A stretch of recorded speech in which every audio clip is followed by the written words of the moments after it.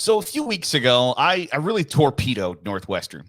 And at the time, it was deserved because they were acting like clowns. If you're going to move a conference game into enemy territory, if you're going to say, we are going to move a conference game against Wisconsin to Green Bay,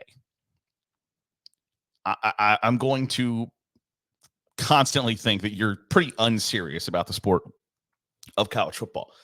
If you're going to move a game willingly into enemy territory, I don't know how you can think anything otherwise. Now, Northwestern was in a tough spot. They are tearing down their field and building up a $800 million, going to be state-of-the-art, beautiful stadium at the side of their current field. So they have some issues. Now, they're also in a somewhat advantageous spot that they're in Chicago, where there are plenty of options that they could/should want to play some games at. But it doesn't necessarily work out that way. It hasn't worked out that way, where they wanted to play, some game. The majority of their games is Soldier Field, and they aren't going to really be able to 100% make that work. And they want to play a game every year at Wrigley Field. And they tried to say, hey, let's play games at Guaranteed Rate Field, the home of the White Sox, or the MLS Stadium, where it just has not been able to work out. So Northwestern, to their credit, has essentially said, screw it. We'll put up 15,000 bleacher seats around our football practice field, which if you are uninitiated with Northwestern's practice facility, etc., you really should scope it out, because it is gorgeous.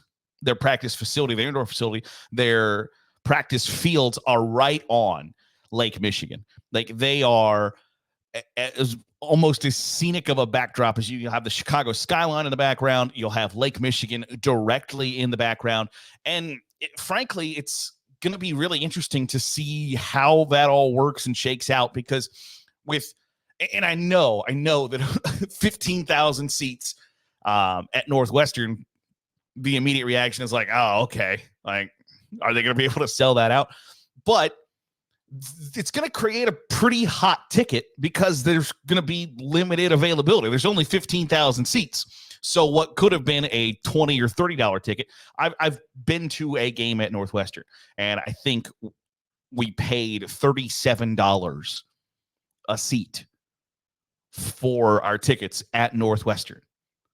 I don't think you're going to see that in a stadium that's going to hold 15,000 temporary bleachers. I don't think you're going to have any issues selling out the stadium, but then also creating a pretty big demand for those seats. Now, the downside might be whether or not those seats get pilfered by the visiting fans or not. But kudos to Northwestern, rather than being these transient teams for the course of, 2 full years where, okay, we're going to play this game at SeatGeek Stadium, the MLS, and then we're going to play these 2 games at Wrigley Field, these 3 games at Soldier Field, this 1 game, instead of having a hodgepodge of schedule around to really cement the fact that, like, hey, we don't have a home right now. And I see the word like homeless thrown around a lot in college football, where like South Florida is homeless. Well, no, they're not. They play all of their games at the Buccaneer Stadium.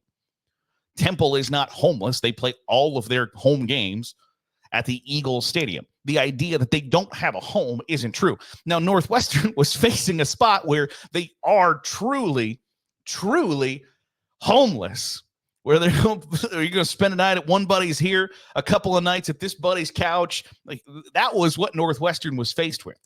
But kudos to them for just saying, you know what, to hell with it, because you're not going to be able to really put together here's what our home football schedule looks like. And regardless of whether people are used to living in the big city like Chicago, and Northwestern grads really go all over the place. And it was part of the argument that I made when I really kind of ran them down, was because, like, if you're going to move, if you can move any game on your schedule to Lambeau Field, any game, deciding, obviously, if it makes sense, like, you don't necessarily want to play a game 1 in Lambeau Field like the week of Thanksgiving, But then also, like, it's got to work with the Packers schedule, whatever the case may be. If you're Northwestern, you can play games in St. Louis, inside the Dome. You can play a game in Washington, D.C.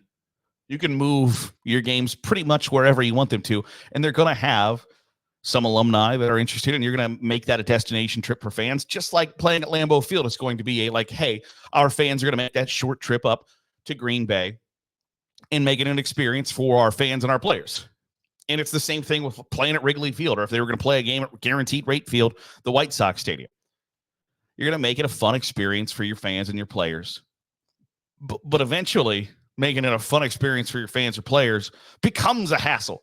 Your players are going to not really enjoy the idea of okay, wait, which locker room are we in this Saturday? Where do we go? Who are we?